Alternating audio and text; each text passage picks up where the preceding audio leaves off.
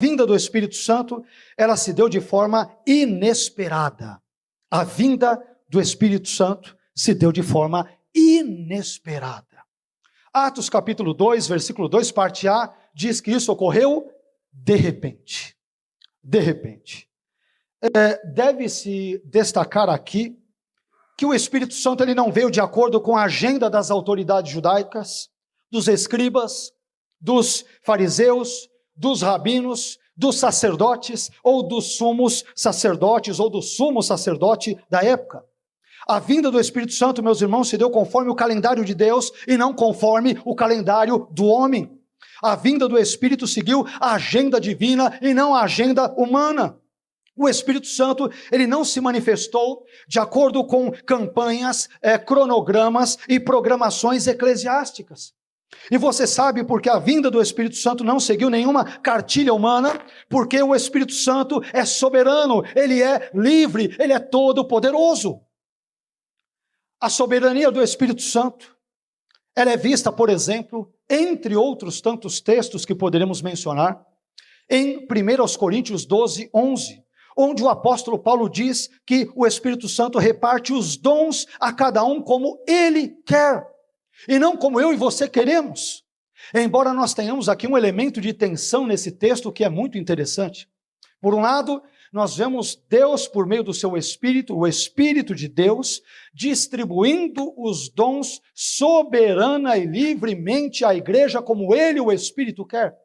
Por outro lado, Paulo diz, na continuidade do mesmo capítulo em Coríntios, que eu e você devemos buscar os melhores dons.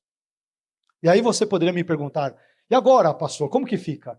É o Espírito quem distribui os dons soberanamente, mas ao mesmo tempo eu devo buscá-los? Pois é.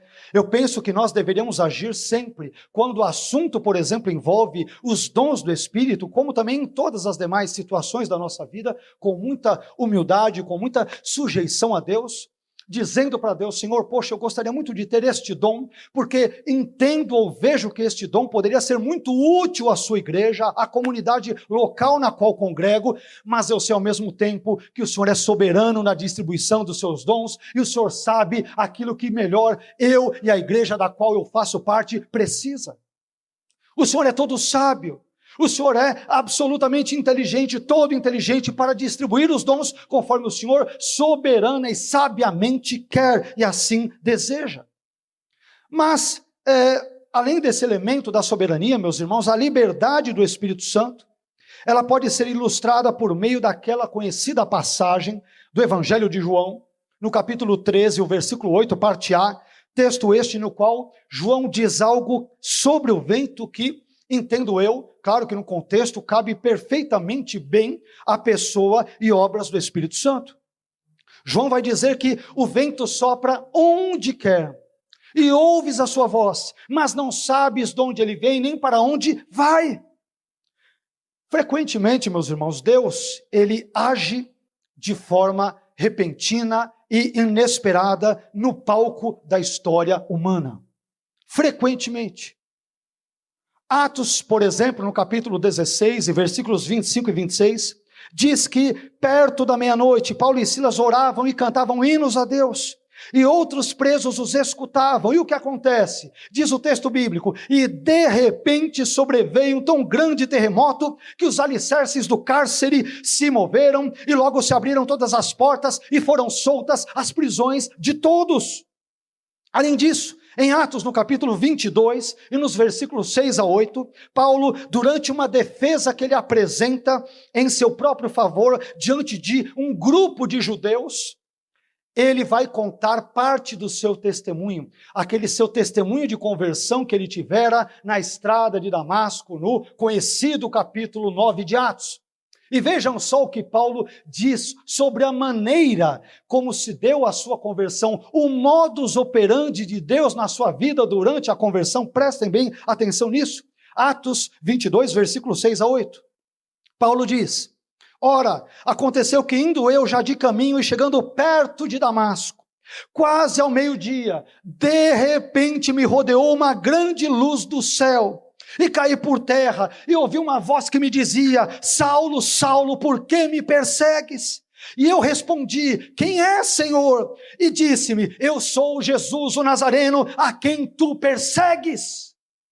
O encontro de Jesus com Paulo se deu no momento que ele menos esperava, menos imaginava, porque Deus, ele é soberano e ele é livre na sua maneira de agir com os homens, pelos homens, através dos homens, abençoando-os e trazendo-os para si.